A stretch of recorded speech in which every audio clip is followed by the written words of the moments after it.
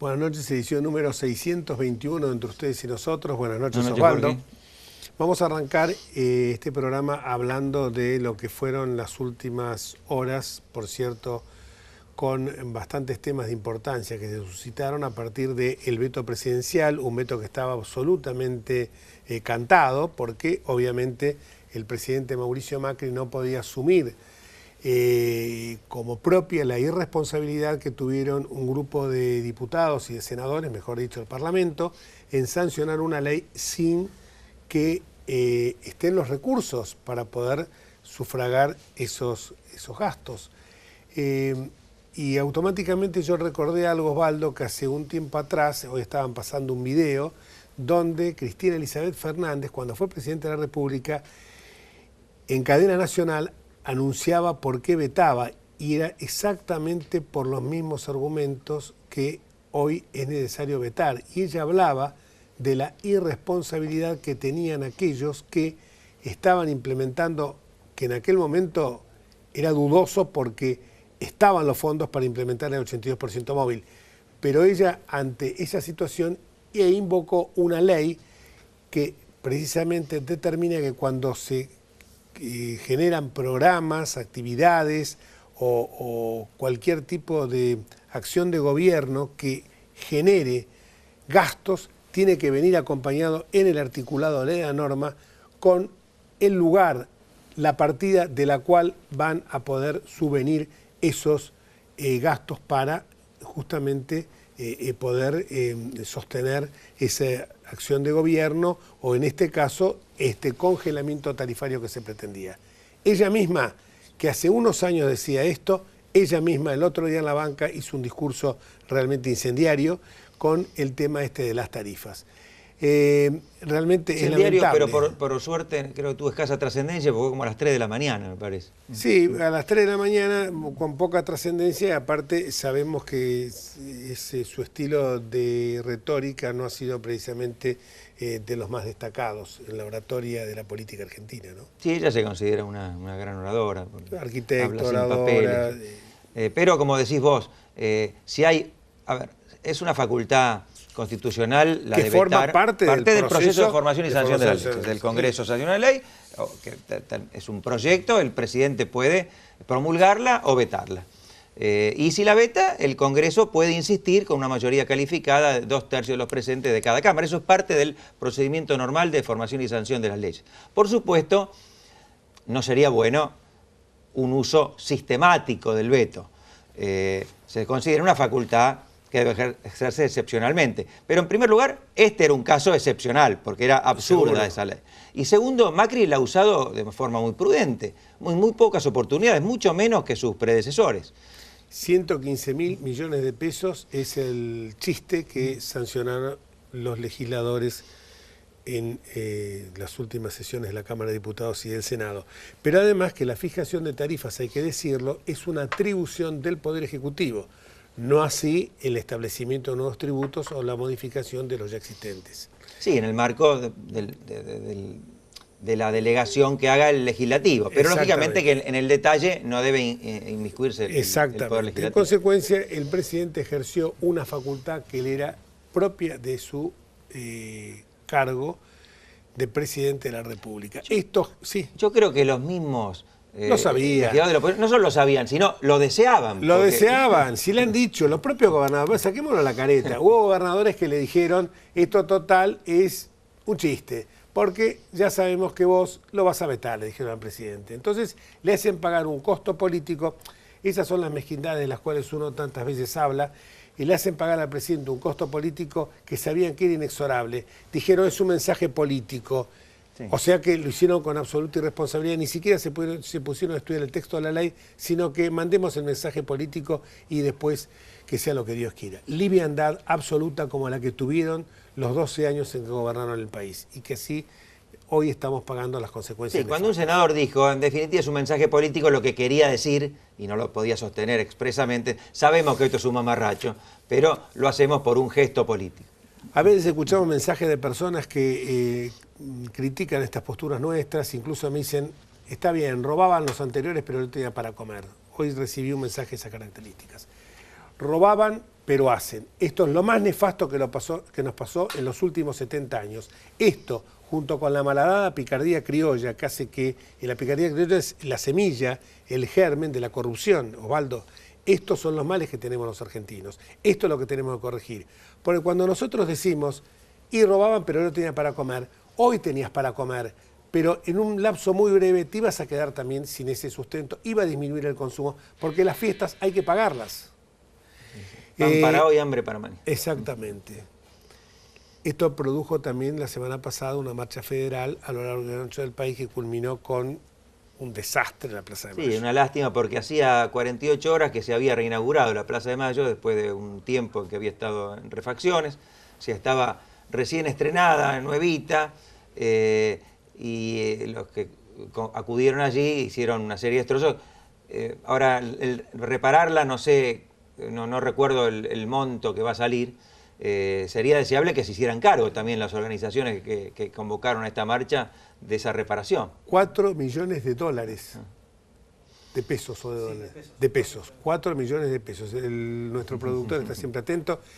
Costó mucho más, varios millones de pesos, ponerla en uso, porque recordemos los vandálicos hechos ocurridos el 14 y 18 de diciembre, que terminaron con el destrozo de un lugar, de una plaza que es histórica, un lugar que es histórico.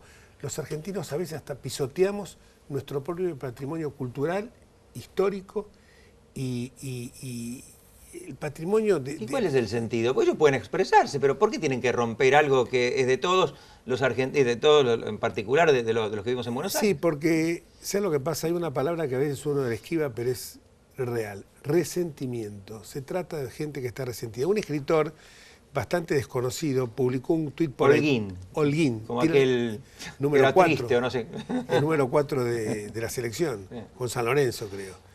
Este señor Holguín, que la verdad que... Yo nunca he leído nada de él. Nunca he leído nada, unos tweets que los tweets revelan también una, digamos, una pluma muy módica, sí, muy homeopática, por llamarla de alguna manera.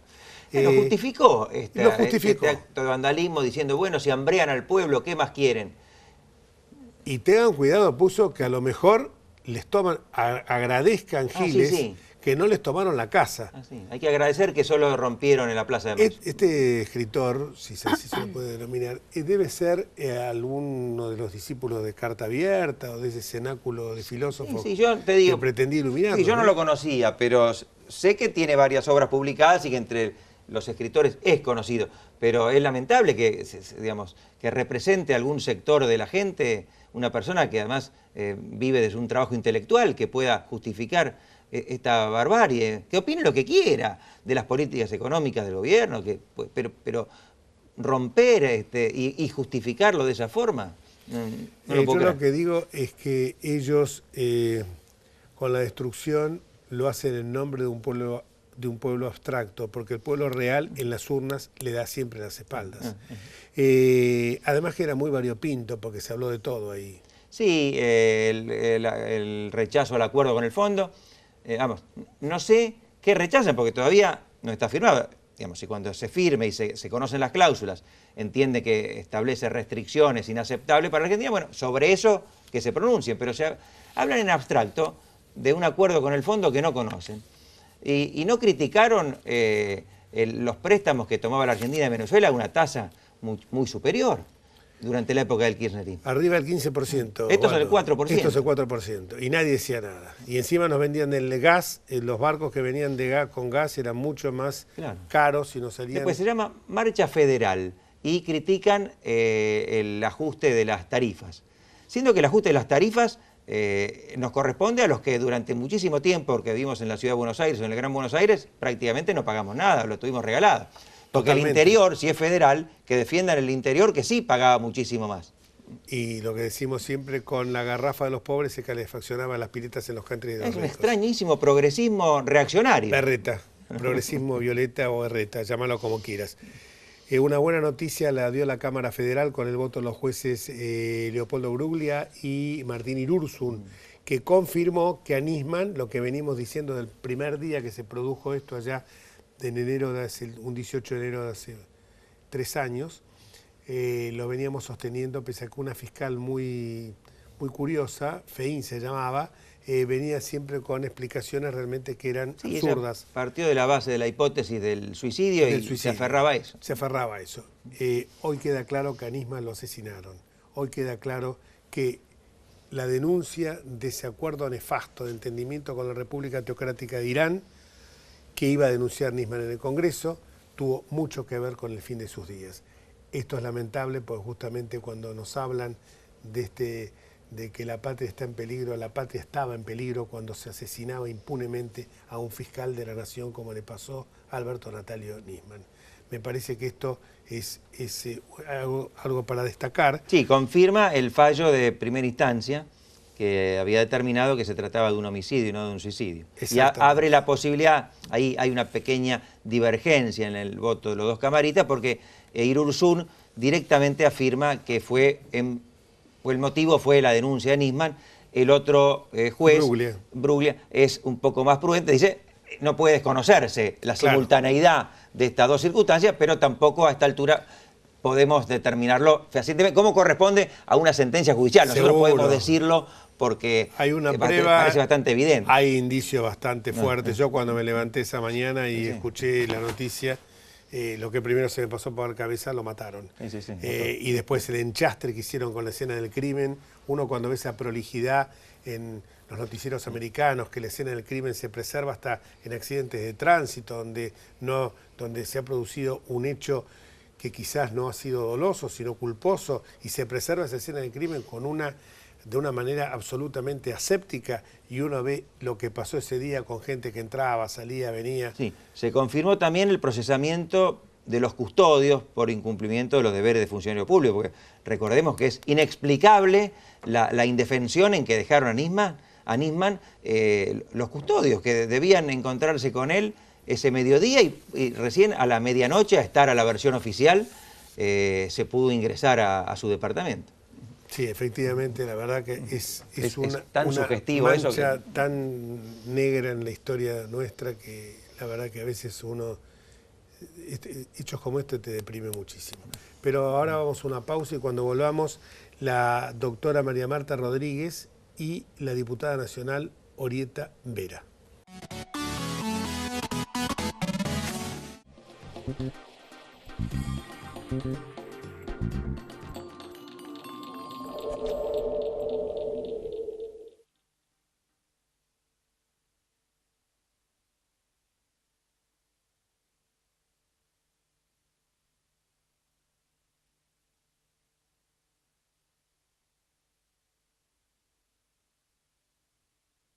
Escribanos en tu ciudad. Nuestro consejo es prevenir problemas. Colegio de Escribanos de la Ciudad de Buenos Aires. Consejo Federal del Notariado Argentino. El Colegio Profesional Inmobiliario auspicia este programa. Colegio Profesional Inmobiliario, cada vez más profesionales. Andar, obra social de viajantes vendedores de la República Argentina. La mejor cobertura familiar al mejor precio. Planes de salud para particulares, trabajadores en relación de dependencia y monotributistas. 0810-345-0184. Andar, www.andar.org.ar.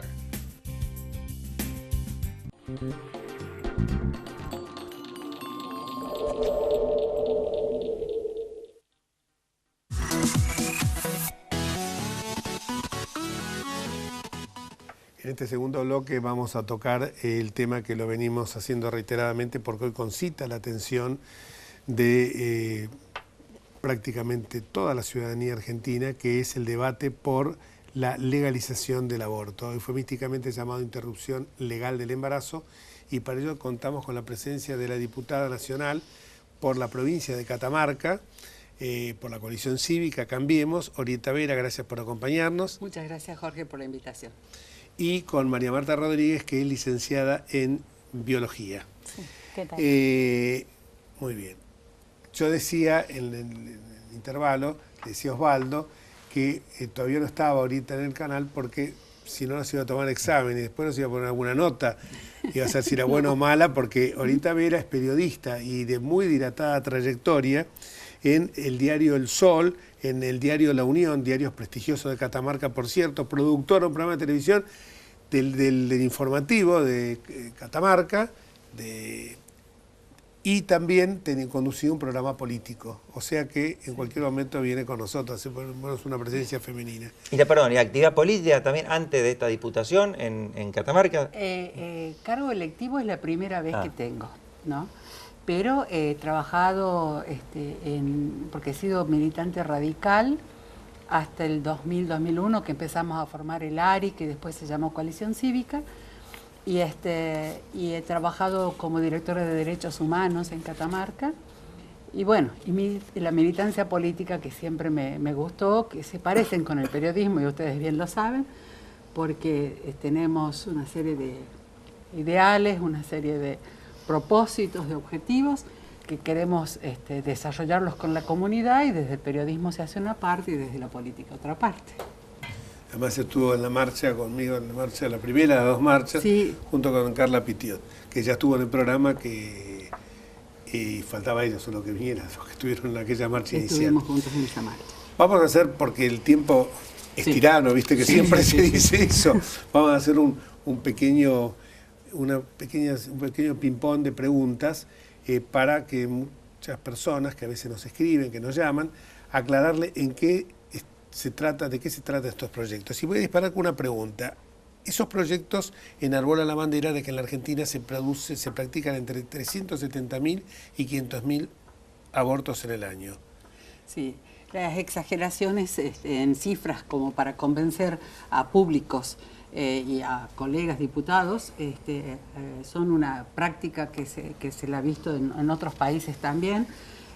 Nosotros sabemos que esa cifra es sumamente exagerada, absolutamente lejos de toda realidad, y que detrás de ese argumento se esconde la necesidad de aprobar un aborto libre, gratuito, que no favorece a la salud de las madres.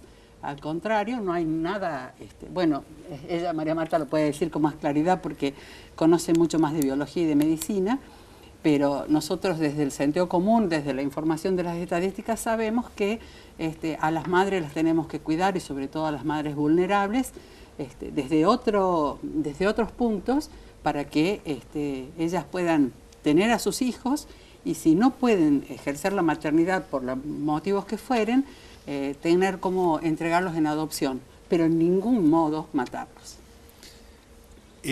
Otra de las cuestiones que plantea el proyecto es que dice que el feto no es persona. Exacto, sí, contradiciendo cualquier evidencia científica disponible, ¿no?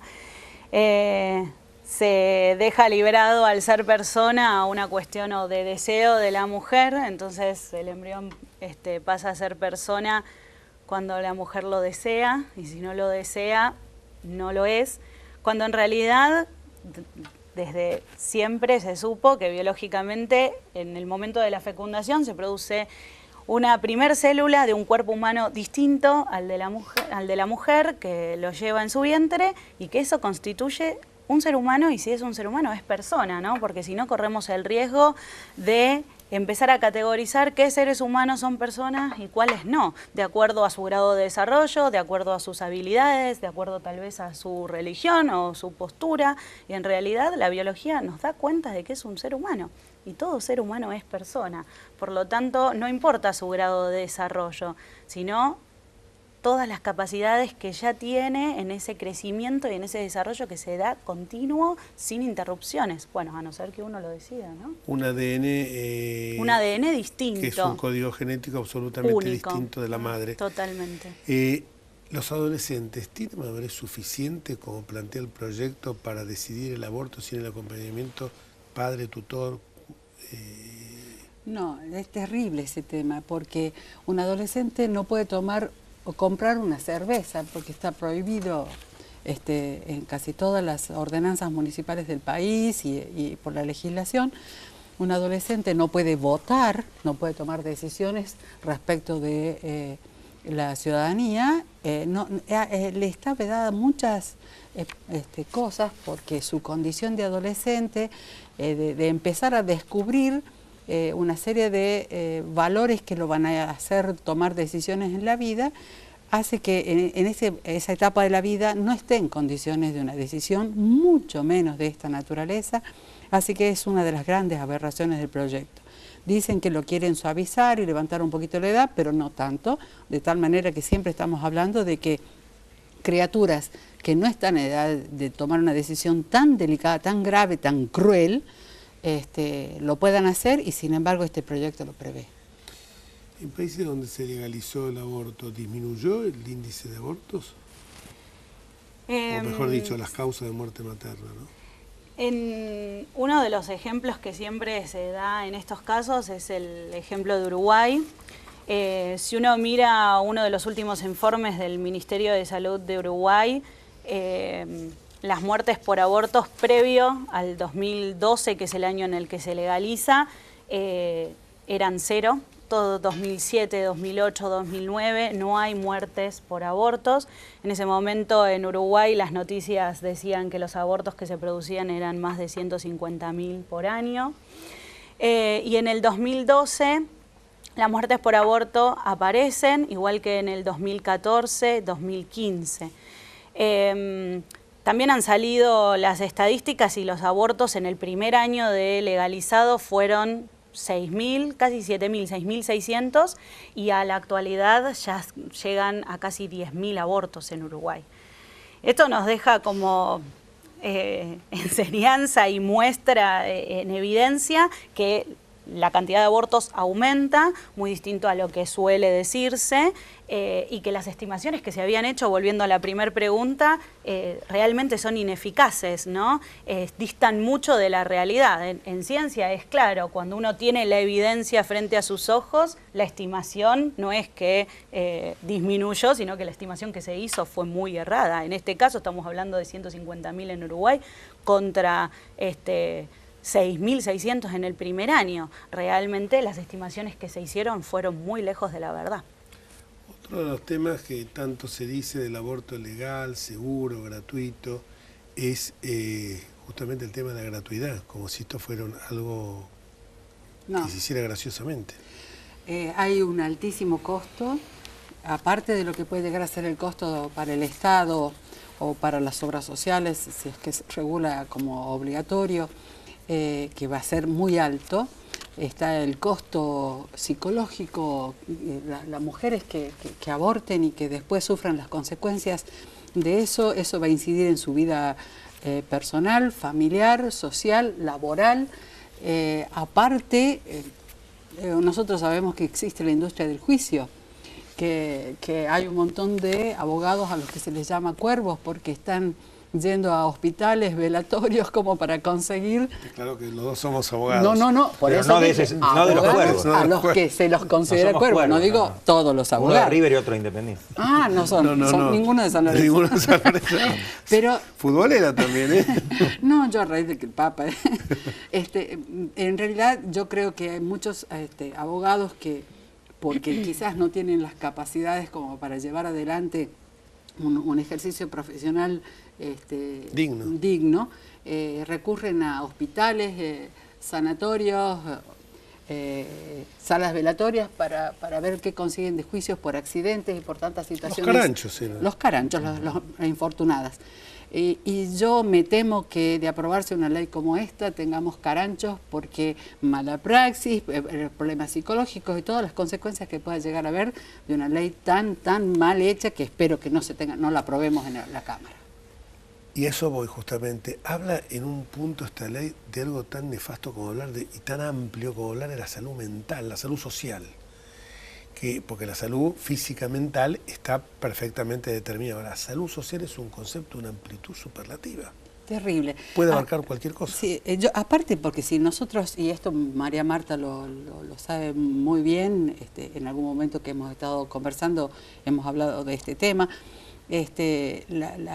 la instancia en la que mujeres, no hablo de la mujer que por allí no ha meditado demasiado y piensa abortar porque sí, sino las mujeres a las cuales se apela para querer argumentar a favor de esta ley, en situación de alta vulnerabilidad, se encuentran como en un callejón sin salida, presionadas por la familia, por la pareja, o porque la pareja la abandona, o porque le dicen no vas a poder seguir trabajando, o porque tantas de esas cosas que amenazan a la mujer termina decidiendo sin libertad, en contra de su voluntad o sin poder ejercer un pensamiento, y después que lo hace, y lo conocemos a estas situaciones, creo que todos, quedan deshechas por haber matado al hijo en su vientre, y eso es algo que tiene un costo social muy grave, todo lo contrario de lo que arguye este proyecto de ley. Sí, además, si nosotros hablamos de un proyecto de ley que busca mejorar la salud de la mujer, justamente si el aborto nosotros lo pedimos legal por causales de salud, debería mejorar la salud. Y la realidad es que no hay evidencia científica que determine que el aborto mejora la salud física y mental, y en el caso de la social tampoco, porque el aborto no la va a sacar de la pobreza de esa mujer, no la va a sacar del estado de vulnerabilidad, sino que al contrario, ¿no?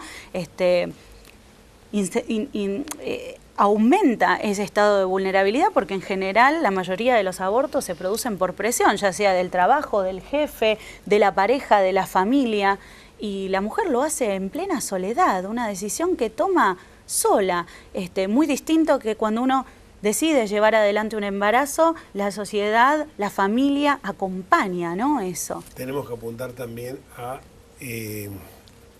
hacer leyes que permitan acompañar a la mujer en estado de vulnerabilidad, a la mujer embarazada, y también al niño por nacer, protegerlo. En Córdoba, bueno, en Catamarca menos, pero en Córdoba, tengo un pleno conocimiento, hay muchas instituciones que acompañan a las mujeres en esta situación, y se ha logrado altísimos porcentajes de mujeres que en algún momento pensaron en abortar y desistieron por el solo hecho de haber sentido que las acompañaban y que le era posible revertir esa situación que creían que no la podían asumir, no la podían resolver, y desistieron ampliamente de matar a su hijo. Esperemos que estos proyectos nefastos no prosperen. Esperemos. Vamos a poner por lo menos de nosotros todo lo que sea necesario para que ello sea así. Porque realmente, como decía el otro día en la misa de Corpus Christi, y esto no tiene nada que ver, como digo siempre, con el tema religioso, porque es un tema que abarca todas las religiones, los ateos y los agnósticos, la defensa de la vida y de la dignidad humana. Decía el cardenal Poli que hay que apostar siempre a los derechos de los que no tienen voz, pero que viven y son personas de concepción en seno materno, pero que no caigamos en esa falsa opción, salvemos las dos vidas. Eso. Salvemos las dos vidas, no vayamos a la opción esa entre la vida del por nacer y la mujer embarazada, sino que salvemos ambas vidas. Creo que en eso estamos todos de acuerdo.